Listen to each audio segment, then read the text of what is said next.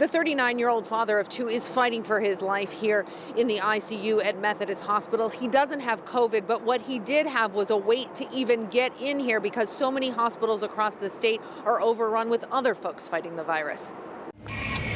There are more people who need beds than there are beds to provide. That's the harsh reality Katie Viano confronted recently when her ex-husband Peter had to be hospitalized with pneumonia and sepsis last week. None of it because of COVID.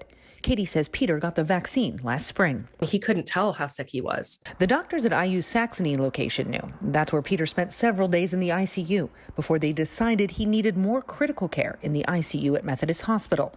Except, Katie says, doctors told her Peter had to wait because there wasn't an ICU bed available. They were very forthcoming about the situation. They were balancing the critical nature of his needs amongst all of the other critical nature, criticality of patients across the system. Peter's story isn't unique. According to the state, ICU beds are in short supply and hospitals have waiting lists, a direct result, they say, of COVID patients, most who are unvaccinated. Those resources are getting vacuumed up into the great Hoover of the pandemic right now. Katie says waiting, knowing how sick the father of her two children wasn't easy. There are times, right, where you feel like you're going to go crazy because you're watching. It's just a waiting game. This past Monday, Peter was flown to Methodist, where he remains on a ventilator.